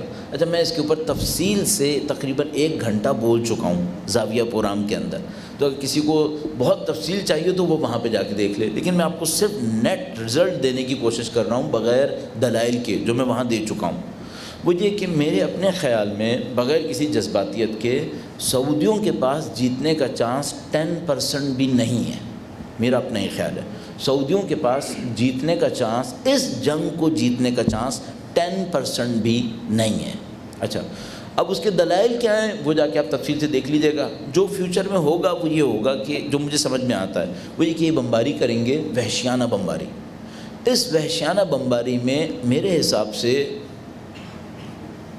اگر میں عدد بولوں تو اچھا نہیں ہے، لیکن میرا اپنا اندازہ یہ ہے کہ 10,000 سے کم لوگ شہید ہوں گے، اس سے زیادہ نہیں ہوں گے، لیکن بہرحال بڑی تعداد ہے جو شہید ہوگی، کافی جنازے بنیں گے۔ یہ بمباریاں بہت وحشیانہ ہو رہی ہیں، ابھی بھی ہو رہی ہیں، یہ بتا نہیں رہے، بہت بری صورتحال بنا لی ہے انہوں نے، ہیومینٹیرین کرائسس بنا لیں گے، بڑی سخت مصیبت میں یمنی پڑیں گے، اس میں کوئی شبہ نہیں ہے۔ آپ ملک سے دور بیٹھے ہوں، وہاں سے 200-250 جہازوں کو آپ بھیج کے اس ملک کے اوپر بمباری کرتے رہیں تو عام پبلک کی زندگی تو آپ عذاب بنا لیں گے، یہ تو ہو جائے گا۔ لیکن سوال یہ ہے کہ کیا حوثی بمباریوں سے سرنڈر کریں گے؟ یہ نہیں ہوگا۔ حوثیوں سے کہیں کم جذبہ رکھنے والی قومیں بھی نہیں کرتی ہیں، حوثی تو بہت دور کی بات ہے، یہ کیسز بمباریوں سے نہیں نبٹتے۔ اس کا مطلب کیا ہے؟ اس کا مطلب یہ ہے کہ جس کو آپ ایک اصطلاح استعمال کرتے ہیں بوٹس آن گراؤنڈ، سعودیوں کو بوٹس آن گراؤنڈ چاہیے جو ٹھک ٹھک کرتے ہوئے یمن میں جائیں۔ اچھا، اب ان کے پاس جو بوٹس آن گراؤنڈس ہیں وہ صرف 2 ملکوں کے پاس ہیں، ایک مصر کے پاس ہے اور ایک ہمارے پاس پاکستان کے پاس۔ ان میں مصر کے پاس جنگ کا دور دور تک کوئی تجربہ نہیں ہے، واحد ہم رہ گئے پاکستانی جن کے پاس جنگ کا کافی تجربہ ہے، اور ہم پہاڑوں میں اور غاروں میں جنگ کا وسیع تجربہ رکھنے کے بعد اس نتیجے پر پہنچ چکے ہیں کہ اس میں گھسنا اچھا نہیں ہوتا ہے. یہ ہمیں پتہ ہے. اس کا مطلب یہ ہے کہ ہمیں اچھی طرح پتہ ہے کہ ہم سعودیوں کا بوٹس بن کر یمن میں نہ جائیں، ہمارے لیے بہتر ہے. یہ ہمارے لیے بہتر ہے. میں نے اس موقع پہ عرض کیا تھا کہ جب یہ باتیں ہو رہی تھیں تو لوگ یہ سمجھ رہے تھے کہ ہم جو شیعہ ہیں، اہل بیت کے چاہنے والے ہیں، ہم پاکستانی حکومت سے رحم کی بھیک مانگیں گے کہ ہمارے یمنی بھائیوں پر رحم کرو اور ان سے لڑنے مت جاؤ. صحیح ہے. میں بغیر کسی جذباتیت کے، اللہ جانتا ہے، عقل کے اصولوں کے تحت میں کہوں گا پاکستانی فوج سے ان سے رحم کی بھیک مانگوں گا کہ اپنے جوانوں پہ رحم کرو، انہیں وہاں مت بھیجو، انہیں وہاں مت بھیجو. یہ وہاں مرنے کے لیے نہیں آئے تھے یہاں پہ، انہیں کہیں اور بھیجو، انہیں ملک کے دفاع کے لیے استعمال کرو. ان بیچاروں کا زندگی کا ہدف دوسروں کی گندی جنگیں لڑنا نہیں ہے. یہ مجھے یقین ہے کہ جو بھی آرمی وہاں جائے گی اس کو حوثیوں سے زیادہ سخت نتائج اٹھانے پڑیں گے. تعداد میں نہیں، تعداد میں تو فوج کی کم مریں گے، حوثیوں کی زیادہ مریں گے اور مر رہے ہیں، لیکن اس کی ان کو پرواہ اتنی نہیں ہوگی. ان کا بہت برا حشر ہوگا. تو میں ریکمینڈ یہ کروں گا کہ پاکستانی آرمی یہ حرکت نہ کرے. قانوناً غلط ہے، اخلاقاً غلط ہے، اور فوجی لحاظ سے جو ابھی تک ہمیں سمجھ میں آ رہا ہے، ظاہر ہے یہ لوگ ایکسپرٹس ہیں، ماسٹرز ہیں اپنے کام کی، ان کو بھی بہت اچھی طرح پتہ ہے اس ٹیریٹری اور اس ٹیرین کے اندر جا کر یہ کام کرنا حماقت ہے، اپنے لیے خودکشی ہے. یہ ہرگز نہ کریں یہ کام. اچھا، اب پریکٹیکل وے آؤٹ کیا ہوگا؟ چونکہ سعودی ایک حماقت کر چکے ہیں. یہ جنگ کرنا آل سعود کے لیے اسٹریٹجک مسٹیک ہے، اسٹریٹجک مسٹیک. اسرائیل نے ان کو دھکیلا ہے اس پورے خطے کو آگ لگانے کے لیے، لیکن الحمدللہ رب العالمین گزشتہ 30 سال سے تقریباً 25-30 سال سے جو مجھے سمجھ میں آتا ہے، جہاں کہیں کفر کوئی سازش کرتا ہے اس میں ناکام ہو رہا ہے. جو مجھے سمجھ میں آتا ہے یہ سازش بھی ناکام ہو جائے گی، اور شاید اس سازش کے نتیجے میں ہمیں آل سعود سے نجات مل جائے گی. مجھے یوں لگتا ہے، اللہ کرنے والا ہے. مجھے یہ لگتا ہے کہ اگر سعودی اس اسٹریٹجک بلنڈر کو چلائیں گے، ان کا اپنا ہاؤس تباہ ہو جائے گا، یہ اب لوگ خود غرق ہو جائیں گے. یہ وہ ملک نہیں ہے جو اتنے مضبوط پاؤں پہ کھڑا ہو کہ کسی اور ملک کے اندر جا کر کوئی چھیڑخانی کر سکے. یہ خود فریجائل ہے، یہ خود کاغذ کا ڈھیر بنا ہوا ہے آل سعود اس وقت. اگر آپ خود اپنی بنیاد میں مضبوط نہیں ہیں تو آپ کہاں دوسرے کے اوپر جا کر حملہ کرنے کی سوچ رہے ہیں؟ میں اس خاطر کہہ رہا ہوں یہ ان کی اسٹریٹجک مسٹیک ہے، یہ ان کے نئے بادشاہ اور نئے وزیر دفاع دونوں کی حماقت ہے. لیکن میں ان جنازوں سے قطع نظر جو حوثیوں کے بن رہے ہیں، اس سے قطع نظر اس بات میں پازیٹیو چیز دیکھ رہا ہوں کہ یہ اسٹریٹجک مسٹیک کر گئے. یہ ان کے لیے بہت برا ثابت ہوگا. آل سعود کی شاید آخری بڑی غلطی ثابت ہو سکتی ہے، اللہ نے چاہا تو. اور مجھے اس پورے سیناریو کے اندر سوائے ان شہادتوں کے جو حوثیوں کی ہونے والی ہیں اور ہو رہی ہیں، جو بہت تکلیف دہ چیپٹر ہے، اس کے سوا کوئی برائی نظر نہیں آ رہی. اسرائیل ناکام ہوگا اس حادثے کے اندر. آل سعود کو بہت زبردست ذلت اٹھانی پڑے گی جو شاید ان کے خاتمے پہ پہنچ جائے گی. اگر اس سے بھی بات کا سیناریو دیکھیں، وہ زیادہ وحشتناک ہے، وہ زیادہ وحشتناک ہے، کیونکہ ان کے ڈاؤن فال پر پاور کا ویکیوم کریٹ ہوگا، اور سعودی جیسے ملک میں پاور کا ویکیوم یہ اسلام کے حق میں نہیں جائے گا، اس میں تباہی زیادہ ہے. تو میرا اپنا خیال ہے کہ آپ ابھی یمن کو دیکھ لیں. ابھی آپ حوثیوں کی حمایت بھی کر سکتے ہیں، ان کی مشکل میں ان کے کام آ سکتے ہیں، لیکن جو اصلی مشکل ہے وہ یمن میں نہیں ہے. فیوچر میں اصلی مشکل خود حجاز کے اندر آنے والی ہے، وہاں زیادہ بڑی مشکل آنے والی ہے. اور خدا نہ کرے نعوذ باللہ تعالیٰ اگر ہمارے مشرق میں موجود، حجاز کے مشرق میں، سعودی عرب جس کو آپ کہتے ہیں، مشرق میں جو ہمارے شیعہ دوست احباب موجود ہیں، اگر وہاں پر کوئی جذباتی کام ہو گیا تو یہ صورتحال بہت بری ہو سکتی ہے، صورتحال بہت بری ہو سکتی ہے. میرا اپنا خیال ہے کہ یہ مسٹیک ہو گئی ہے ان سے. پاکستان تو دور ہی رہے، اس آگ میں نہ جائے. اب آپ ذرا تصور کریں، اگر پاکستان اس آگ میں چلا گیا اور حوثیوں کو شکست دینا ناممکن ہے، وہ نہیں ہوگی، اور پاکستانی وہاں تھے اور آل سعود کا خاتمہ ہو گیا، پھر ہمارے ساتھ کیا ہونے والا ہے؟ ہمیں بہت اچھی طرح سوچنا پڑے گا. ہمیں چند 100 سویلین وہاں سے نکالنا مصیبت پڑ گئی تھی. اگر حوثی ساتھ نہ دیتے کہ ہاں آپ ان کو نکال کے لے جاؤ تو ہم نکال نہیں سکتے تھے ان کو. اگر حوثی غیر اخلاقی حرکت دکھاتے تو سارے فورنرز کو یرغمال بنا سکتے تھے، اور ہمارے 700-800 بندوں کو یرغمال بنا کے پاکستانی آرمی سے کہتے ISS کی طرح کہ اگر تم نے یہاں فوج بھیجی تو ان کے کافنز ہم بھیج رہے ہیں. پھر میں دیکھتا کون فوجی جاتا ہے یہاں سے. وہ یہ کر سکتے تھے، لیکن یہ غیر اخلاقی حرکت تھی. انہوں نے اپنی ویلیوز کو ثابت کیا. انہوں نے ہمارے مظلوم پھنسے ہوئے لوگوں کو ہر طرح سے مدد دے کے وہاں سے نکلنے کا موقع دیا، جبکہ ان کو پتہ ہے کہ یہ چانس ہے کہ ان کے ہم وطن ابھی فوجی بن کر ہم سے لڑنے آنے والے ہیں. تو یہ ان کی اخلاقی بلندی ہے جس کا انہوں نے ثبوت دیا ہے، اور یہ اخلاقی بلندی یہ ثابت کر رہی ہے کہ یہ قوم نہیں ہار پائے گی، یہ نہیں ہار سکیں گے. تو الحمدللہ رب العالمین، سوائے ان شہادتوں کی جو حوثیوں کی ہوں گی، بلکہ صرف حوثیوں کی نہیں ہوں گی، اس میں سب شامل ہیں. یہ بھی میں آپ کی خدمت میں عرض کر سکوں، یہ جو حوثیوں کے نام پر کام ہو رہا ہے اس میں بہت سارے اہل سنت بھی ہوں گے. اور یہ جو سعودی بمباری کر رہے ہیں یہ کہہ کر کہ ہم شیعوں سے لڑنے کی کوشش کر رہے ہیں، یہ خود ایک بلنڈر ہے. اس کے اندر نہیں معلوم کتنے اہل سنت مر رہے ہوں گے. جب آپ شہروں میں بمباری کر رہے ہیں جس کی 60% اہل سنت ہے، تو کیا اہل سنت نہیں مار رہے آپ؟ تو یہ سارے دعوے غلط ہیں، یہ سارے پروپیگنڈا فضول پروپیگنڈا ہے. اس خاطر ہمیں پتہ ہے کہ نقصان انہیں کو ہوگا، بہت بڑا نقصان ہوگا. صرف ہمیں ان مظلوموں کا سوچنا پڑے گا جو اس جنگ کے اندر پھنس جائیں گے، اور ان کی زندگی بہت مشکل بنے گی. اللہ بہتر چاہو. ایران کی جو گزشتہ ہفتے ایٹمی اور عالمی طاقتوں کی معاہدہ ہوا، اس پہ ذرا تھوڑی سی روشنی ڈالتی ہے، جس میں مطلب پاکستان بھی بار بار یہ دونوں سوالات. جی سرکار، میں حاضر ہوں. میں ایک مشورے کے طور پہ کہوں گا آپ سے، آپ فیوچر کے لیے اس پروگرام کا فارمیٹ بنا لیجئے اور اس کے باقاعدہ SOPs بنا لیجئے کہ کویسچنز کیسے ہونے، کن انٹرولز میں ہونے، اس کا طریقہ کار کیا ہوگا. اس کے SOPs بنا لیجئے، ورنہ یہ پروگرام زیادہ عرصے نہیں چلے گا. لیکن میں آپ کی خدمت میں عرض کروں، یہاں پہ بہت سارے دوست احباب ایسے بیٹھے ہیں کہ جو خود اپنے اندر تنظیم ہیں، اور ان کو کسی ریگولیشن کے اندر ڈالنا آپ کے لیے ناممکن ہو جائے گا.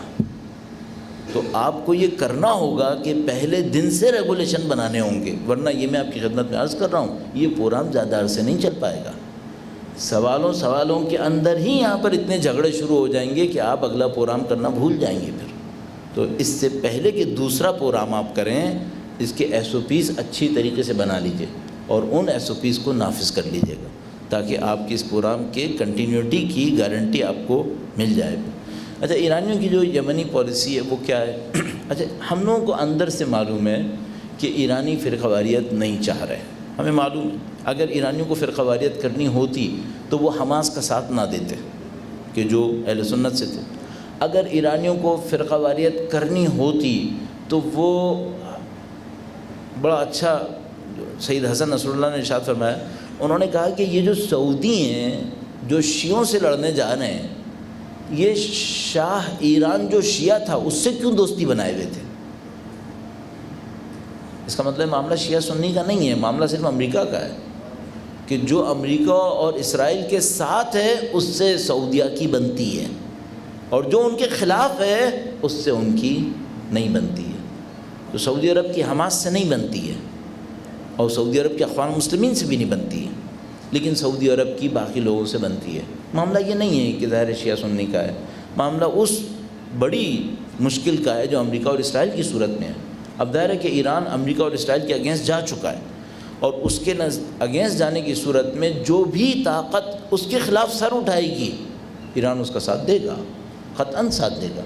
حوثی مکتب کے اعتبار سے شیعہ ہیں، ان کے حامیوں میں اہل سنت کثرت سے ہیں. مثال کے طور پر جو صالح کی سابقہ صدر صالح کی فوج ہے، کیا وہ شیعہ فوج ہے؟ نہیں، ضروری نہیں ہے.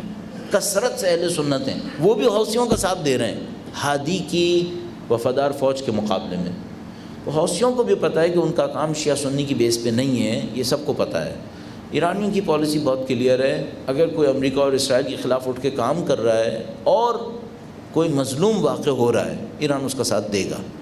لہذا ایران نے بوسنیا ہرزگوئینا میں ان لوگوں کا ساتھ دیا جن کے بارے میں پتہ بھی نہیں تھا کہ ان کا اسلام کیا ہے، یا مثال کے طور پر میانمار کے اندر موجود روہنگاز کا ساتھ دیا جن کا پتہ بھی نہیں کہ وہ کون لوگ ہیں ایکچولی۔ تو ایران ساتھ دے گا، اس کو حوثیوں کا ساتھ دینا ہوگا۔ اور ہمارے حساب سے یہ جو جہازوں والی کارروائی ہے، اگر ایران واقعاً اس بات پر آ جائے کہ اب ہم نے نپٹانا ہے، تو سعودی اور تمام پرشین گلف کے کنٹریز ایک بھی جہاز یمن پہ اڑا نہیں سکیں گے، ایک بھی جہاز نہیں اڑا سکیں گے، یہ کوئی مشکل کام نہیں ہوگا۔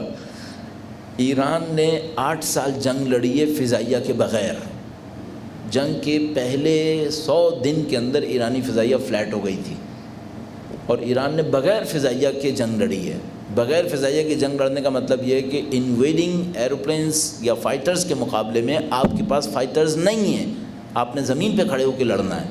تو اس کا مطلب یہ آپ کے پاس جو تنہا ویپن رہ جائے گا وہ سرفیس ٹو ایئر میزائلز ہوں گے، جس کو آپ SAM کہتے ہیں، سیم میزائلز۔ اور ان کے اندر جو امریکہ کی ایجاد کی ہوئی اس زمانے کی آخری ٹیکنالوجی ہوتی تھی وہ اسٹنگر میزائلز ہوتے تھے، جو انہوں نے افغانیوں کو دیے تھے، جو کسی طرح ایرانیوں کے ہتھے بھی چڑھے تھے۔ فاؤ جزیرے کی فتح میں انہوں نے 3 مہینے میں 70 سے زیادہ عراقی جہاز گرائے تھے ان اسٹنگرز سے۔ میں آپ کو گارنٹی سے کہہ رہا ہوں کہ اگر امام خمینی یہاں پر ہوتے تو وہ شاید ایسے ایک جلسے کو سسپینڈ کر دیتے۔ میں اپنے طور پہ سمجھتا ہوں وہ اس بات کو قبول نہیں کرتے کہ آپ کسی ہمسائے کو تنگ کریں۔ میں آپ کی خدمت میں ایک کہانی عرض کر دیتا ہوں، واقعہ عرض کر دیتا ہوں۔ امام خمینی کو ڈاکٹرز نے ریکمینڈ کیا کہ آپ کو کسی پرفضا مقام پہ رہنا پڑے گا۔ اب تہران کی فضا آپ کو پتہ یہ پولیوٹیڈ اور یہ اور وہ، تو ان کو شمال میں جانا پڑا جو تھوڑی پرفضا مقام سمجھا جاتا تھا۔ جب وہ شمال میں گئے تو وہاں پہ سارے گھر لگژری گھر بنے ہوئے تھے۔ شمال وہاں کا بہت مہنگا علاقہ ہے، تو وہاں سارے لگژری گھر بنے ہوئے تھے۔ امام خمینی کو کوئی گھر پسند نہیں آتا تھا، تو انہوں نے ایک عالم تھے ان کو بلایا اور ان سے کہا کہ تمہیں اپنے باپ کا گھر یاد ہے؟ تو اس نے کہا کہ ہاں مجھے یاد ہے، وہ ٹوٹا پھوٹا ایک گھر ہوتا تھا۔ کہنے کہ مجھے تمہارے باپ کا جیسا ایک گھر چاہیے۔ تو اس نے کہا کہ شمال میں اتنا لگژری گھر بنے ہوئے ہیں، وہاں ایسا ٹوٹا پھوٹا ہمیں بنانا پڑ جائے گا ویسے ہی، ورنہ نہیں ملے گا۔ انہوں نے کہا نہیں جاؤ ڈھونڈو، ورنہ میں وہاں جاؤں گا ہی نہیں۔ تو وہ بہرحال یہ جو علاقہ ہے جمران ٹائپ کا، اس میں ان کو ایک گھر مل گیا، جو آپ نے دیکھا ہوگا، آپ میں سے اکثر لوگوں نے، 2 کمرے ادھر ہیں، 2 کمرے ادھر ہیں، بیچ میں ایک برآمدہ ہے جس کے اوپر ایک پلیٹ فارم لگا دیا گیا تھا تاکہ وہ اس کمرے سے نکل کے اس کمرے میں آئے تو ان کو سیڑھیاں نہ چڑھنی پڑے۔ بہت چھوٹا سا گھر ہے، یہ ان کو مل گیا۔ امام خمینی سے کہا کہ بھائی آپ کے لیے گھر مل گیا ہے اور اب آپ اس گھر کے اندر شفٹ ہو جائیں۔ تو انہوں نے کہا کہ جب میں اس گھر میں شفٹ ہوں گا تو محلے پہ کیا اثر پڑے گا؟ تو انہوں نے کہا حاجی گا یہ تو آپ نہ پوچھیں، بہتر ہے مسئلہ ہمارے خیال میں کہ اتنی زیادہ ہمیں وہاں پہ چیکنگ کرنی پڑے گی کہ محلے کا ہر آدمی متاثر ہوگا۔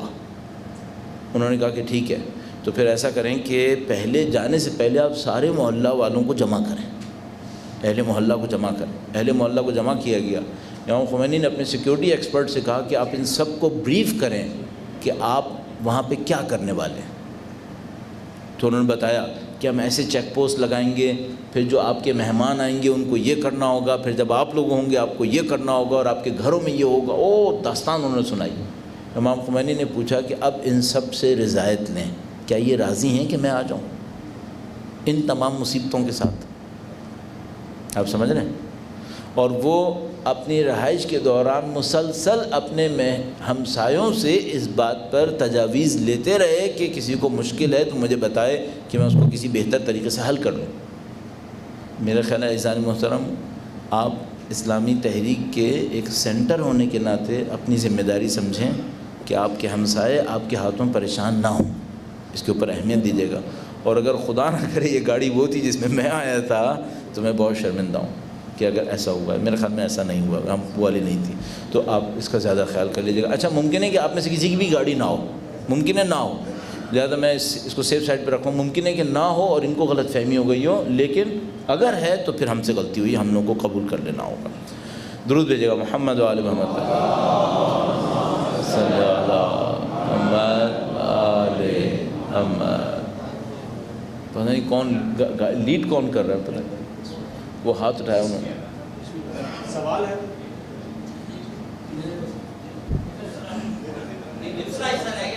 جی فرمائیے. ہاں ایٹمی توانائی کے معاملے، ایٹمی توانائی کے معاملے پر رہبر معظم کی ایک رائے ہے، اور اس رہبر معظم کی رائے میں ایرانی عوام کی خواہشات کا کچھ خیال ہے. یہ جو بڑا لیڈر ہوتا ہے اس کے اندر جو بہت بڑی بڑائی ہوتی ہے وہ یہ کہ اگر اس کی عوام کچھ مانگے اور اس کو پتہ ہو کہ نقصان دہ ہے، لیکن وہ یہ سوچے کہ تربیت دینے کا ایک پوائنٹ ہے تو وہ مان لے گا، وہ مان لے گا. مثال کے طور پر جب انقلاب اسلامی آیا تو پہلی دفعہ صدارتی انتخابات ہوئے اور اس میں بنی صدر کامیاب ہو گیا، بنی صدر کامیاب ہو گیا. شاید ہی امام خمینی بنی صدر کو قبول کر پاتے ہوں، لیکن انہوں نے عوام کے ووٹ کے اوپر ویٹو نہیں کیا. ان کے پاس پاور تھی کہ وہ ولی فقی ہونے کے ناطے کسی بھی انتخابات کو کالعدم قرار دے سکتے تھے، جو ہمارے یہاں اصطلاح استعمال ہوتی ہے، انہوں نے نہیں کیا.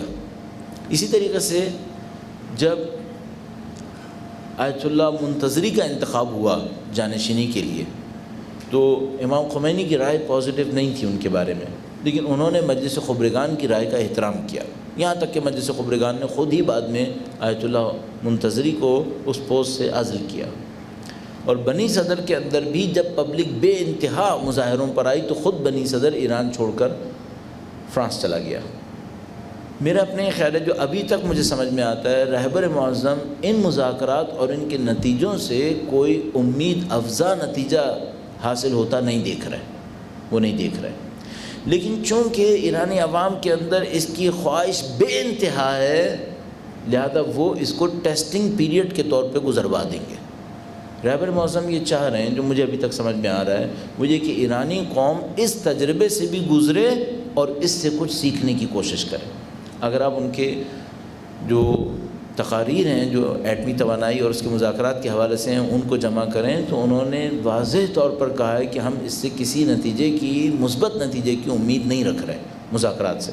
لیکن وہ کیوں مذاکرات کرنا چاہتے ہیں؟ چونکہ ایرانی عوام کی کم سے کم اس وقت خواہش ہے، اور رہبر معظم یہ دیکھ رہے ہیں کہ یہ ایک اچھا تعلیمی دور ہوگا جس میں ایرانی قوم اس بات کو سیکھے کہ ان مذاکرات سے زیادہ فائدہ نصیب نہیں ہوگا.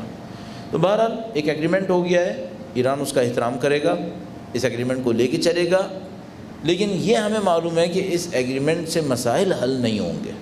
میں آپ کی خدمت میں ایک سادہ سی بات کہوں گا، وہ یہ کہ ابھی امریکہ میں دو پارٹیز ہیں، ڈیموکریٹس اور ریپبلکنس، اور اس وقت حکومت صدر کے سطح پر ڈیموکریٹس کے ہاتھ میں ہے جو ظاہر ہے کہ پریزیڈنٹ اوباما ہے. ریپبلکنس جو دو پارلیمنٹس کے اندر موجود ہیں، انہوں نے اپنے مشترکہ خط سے ایرانی حکومت کو کہا ہے کہ اگر اوباما چلا گیا، اور وہ یقیناً جائے گا چونکہ اس کی 2 ٹرمز پوری ہو گئی ہیں، اور ہماری پارٹی حکومت پر آئی تو ہم یہ معاہدہ قبول نہیں کریں گے. صحیح ہے؟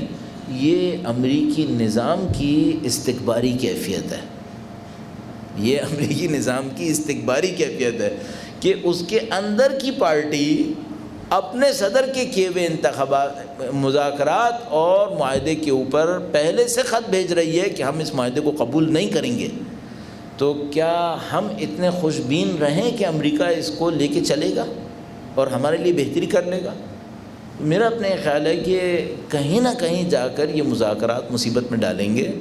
لیکن چونکہ الحمدللہ رب العالمین نظام پہلے سے اس مصیبت کو جھیلنے کے لیے تیار ہے اور رہبر معظم کی ظاہر وہ رہبری اور رہنمائی موجود ہے، تو یہ مذاکرات نقصان نہیں پہنچائیں گے، اور ان مذاکرات کا کولیپس ہونا یا غلط کسی معاہدے کا ہونا وہ نقصان نہیں پہنچا پائے گا.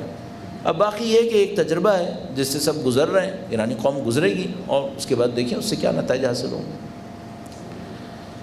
سرکار یہ میں طے نہ کروں کیونکہ پھر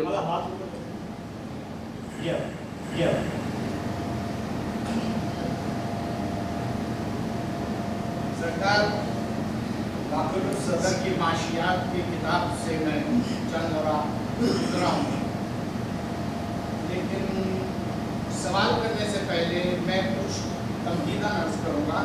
یہ ہے کہ جیوز نے بھی ایک نظام دیا اور اس کے خط و خاص سوار کے انہوں نے اس کو پریکٹیکل فارم میں بغیر تیر طوفان چلائے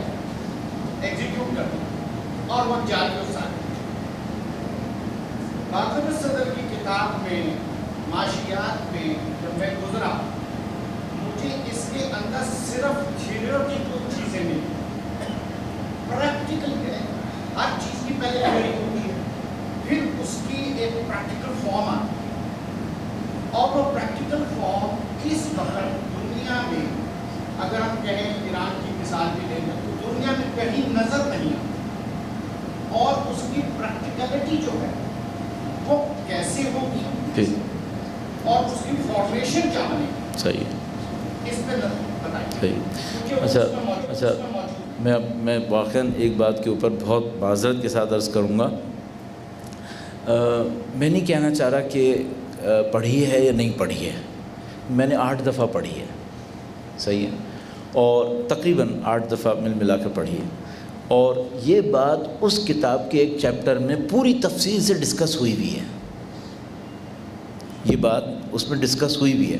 ऐसे क्योंकि मैंने पढ़ी भी है और 1-2 दफ़ा पढ़ाई भी है, तो मुझे याद रह गई है।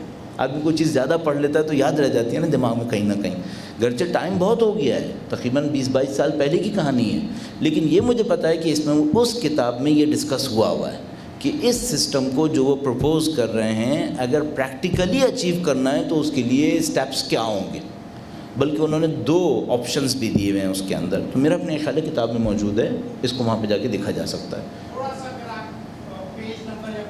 ज़ाहिर है कि मुझे 22 साल पहले का पेज नंबर याद नहीं होगा, लेकिन एक ही किताब के अंदर, चूँकि अगर आपने पूरी किताब पढ़ी हो तो यकीनन आपको मिल जाएगा इंशाअल्लाह। जी जी जी जी, यकीनन बाहर मिल जाएगा जी।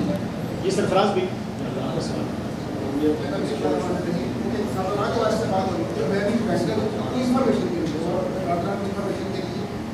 आपसे गुजारिश करना चाहता हूँ कि इख्तिलाफ इस्लामी के बाद एक इस्लामी निज़ाम इम्प्लीमेंट हुआ, जमहूरी इस्लामी ज़्यादा बात हुआ ज़्यादा के वाले से आपको एक उनका प्रोफेशन है, तो इस वाले से थोड़ा ज़्यादा इंटरेस्ट था कि आया इस्लामी बैंकारी निज़ाम अपनी असल रूल के मुताबिक खुद जमहूरी इस्लामी में नाफिज है, तो कोई ज़्यादा मुझे पॉजिटिव जवाब नहीं मिला। मुमकिन है कि जो जवाब देने वाले हों उनकी भी मालूमात में कमी हो। इस बार क्या फरमाएं कि एक फतवा की शक्ल में, एक राह अमल, एक सूरत राबत की शक्ल में, कानून की शक्ल में मौजूद इस्लामी हुकूमत की, तो आया ये जो इस वक्त ज़रूरत महसूस हो रही है कि दुनिया के पास एक अल्टरनेट निज़ाम आए, हकीकी इस्लामी बैंकारी निज़ाम आया, वो इस्लामी लोग। हाँ, ये ज़ाहिर है कि ये बात बहुत वाज़ेह है कि इक़्तिसादुना के अंदर बैंकारी निज़ाम नहीं है, इक़्तिसादुना के अंदर बैंकारी निज़ाम नहीं है, इक़्तिसादुना के अंदर इक़्तिसादी निज़ाम है। जो इक़्तिसाद होती है उसके अंदर बहुत सारे चैप्टर्स हैं, आपको पता है, एक आपकी प्रोडक्शन है, एक आपकी डिस्ट्रीब्यूशन है, एक आपकी फ़ाइनेंस है, एक आपकी ट्रेड है। इक़्तिसादुना मजमूई माशी निज़ाम को बयान करने के लिए किताब है, सही है, उसके प्रैक्टिकल एस्पेक्ट्स हमें जमहूरी इस्लामी में नज़र आते हैं, वो नज़र आते हैं। अच्छा, अब आइए बैंकारी के ऊपर कि वो जो इस्लामिक बैंकारी है अपनी ट्रू स्पिरिट के अंदर वो ईरान में नाफिज है या नहीं है, ये हम किताब ले सकते हैं शहीद सदर की बंक ला रबवी, जो मैंने रेफरेंस दिया, उसको ले सकते हैं। अच्छा, बंक ला रबवी में ये जो बिल्कुल क्लियर एस्पेक्ट है शहीद सदर की तरफ से, वो ये है कि जब तक इस्लामिक कल्चर ना हो, उस इस्लामिक कल्चर के बगैर 100% इम्प्लीमेंटेशन इस्लामी बैंकारी का मुमकिन नहीं होगा। लेकिन अगर इस्लामिक कल्चर नहीं हुआ और इस्लामी कल्चर के बग़ैर आपने बिलासूदी बैंकारी को जारी कर दिया, पैसा बनेगा या नहीं बनेगा? ये गारंटेड है कि बहुत बनेगा, ये वो गारंटी दे रहे हैं कि हाँ बनेगा। तो अब मैं 2 हिस्सों में डाल देता हूँ। एक इस्लामी बैंकारी है अपनी ट्रू स्पिरिट के साथ, वो नहीं है, इस वक्त भी नहीं है। एक इस्लामी बैंकारी है जो प्रॉफिट को इंश्योर कर दे, हाँ ये है, ये कंफर्म है। देखिए, इसकी बहुत वाज़ेह निशानी ये है कि अगर इस्लामी बैंकारी प्रॉफिट को इंश्योर ना कर रही होती तो बैंक ऑफ इंग्लैंड इस्लामिक बैंकारी पे ना जाता। बैंक ऑफ इंग्लैंड इस्लामिक बैंकारी पे गया है, बड़े बड़े बैंक इस्लामी बैंकारी पे गए। मिसाल के तौर पर स्टैंडर्ड चार्टर्ड को आप देख रहे हैं कि वो इस्लामिक बैंकिंग की तरफ जा गया है। तो ये तमाम इंतहाई कन्वेंशनल बैंकिंग है। ये स्टैंडर्ड चार्टर्ड को आप जानते हैं, ये पुरानी बैंकारी में बहुत पुराना नाम है, और अजीब बात ये कि इसका यूके में कुछ नहीं है और ये समझा जाता है कि यूके का है। तो इस जैसे बैंक भी इस्लामिक बैंकारी के ऊपर गए। इस्लामिक बैंकारी में प्रॉफिटेबिलिटी है, लेकिन वो जो ट्रू स्पिरिट ऑफ बैंकिंग है, उस ट्रू स्पिरिट ऑफ बैंकिंग के लिए इस्लामिक कल्चर चाहिए होगा। وہ کلچر ڈیولپ میرا اپنے خیال ہے کہ ایران میں بھی نہیں ہوا ہے، ایران میں بھی نہیں ہوا ہے. تو یہ وہ کام ہے جو ابھی باقی رہے گا اور اس کے ذریعے سے حاصل ہوں گے. البتہ اس میں چونکہ آپ نے کہا ہے تو میں اس میں عرض کرتا چلوں، ایرانیوں نے اس اسلامک بینکاری کو جو ٹرو اسلامک کلچر کے اوپر ڈیپینڈ کر رہی ہوگی، کنونشنل بینکنگ سے نکال کر نان کنونشنل بینکنگ میں رکھا ہوا ہے، اور اس اسکیل کے اوپر وہ کام ابھی بھی چل رہا ہے. صرف ایک ریفرنس کے طور پہ عرض کرتا چلوں، کتنی پرانی بات ہے یہ. امام خمینی کے علم عرفان میں ایک استاد تھے آیت اللہ شاہ آبادی، امام خمینی کے استاد تھے، ٹھیک ہے، آیت اللہ شاہ آبادی. آیت اللہ شاہ آبادی نے 60s میں اسلامک بینکنگ ٹائپ کی ایک چیز شروع کی تھی، 60s میں. اس ٹائپ کے پیٹرنز بہت چلے ہوئے ہیں، اس ٹائپ کے پیٹرن بہت چلے ہوئے ہیں، لیکن وہ کنونشنل بینکنگ کی فارم میں نہیں ہے، نان کنونشنل بینکنگ کی فارم میں ہے، اور ایران میں ابھی بھی کام کر رہے ہیں وہ لوگ. کچھ سوال ہے تو آخری سوال آپ ریڈ کریں.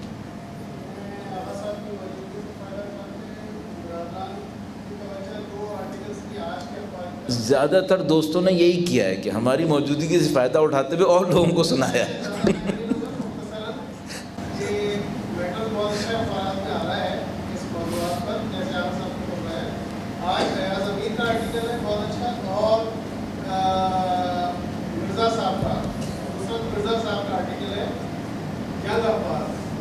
کافی انفارمیٹیو ہے، آپ کو اچھا میٹر جیسے آپ صاحب نے فرمایا اس کی تشریحات تفصیلات اس کو مل سکتی ہیں. ماشاء سوال میرا صاحب سے یہ تھا، یمن کے کافی تفصیلات ہیں، مل سکتی ہیں. ماشاء اللہ.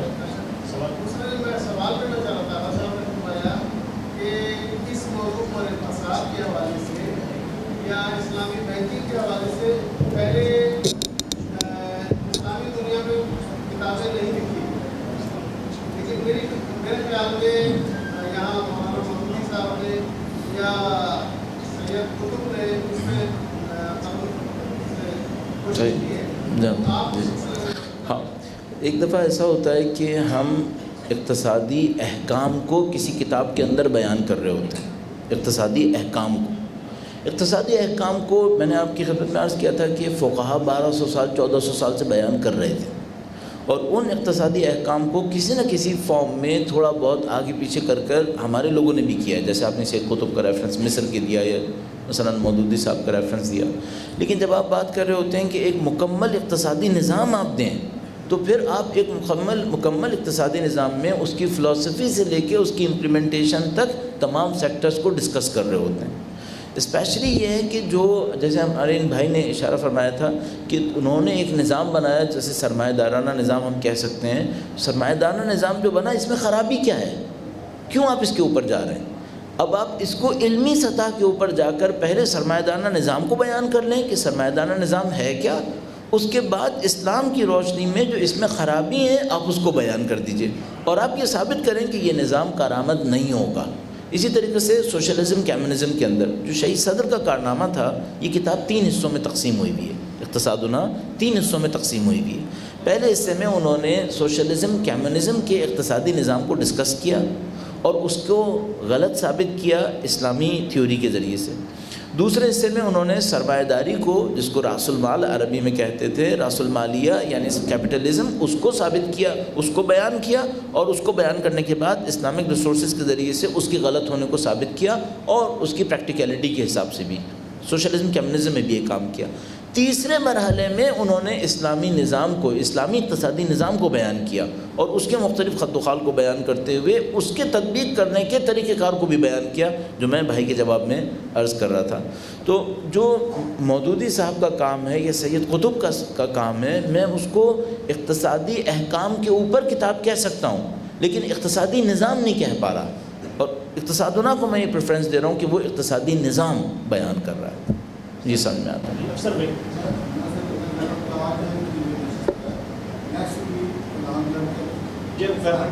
میں اس میں پرپوزل رکھتا ہوں تھوڑا سا کہ چونکہ کشمیری کو دیکھتے ہوئے ماشاء اللہ کارنام کی عادت کو دیکھتے ہوئے کبھی کبھی ایسا ہوتا ہے کہ ایک بھی موقع ہے ابھی ہی کر دو سکتے، لیکن اگر یہ ہو جائے آج کو ہم دیکھیں اور ایک جو بھائی میڈیا کے ذریعے اگر کراچی میں ہو یا کہیں پہ بھی ہو، اگر ہم اس انٹرسٹ کو بحال کرنا چاہتے ہیں، لائیو پروگرام اگر ہم کر سکیں شاید وہ زیادہ بہتر ہوگا. اس کے لیے پرپوزل اس کا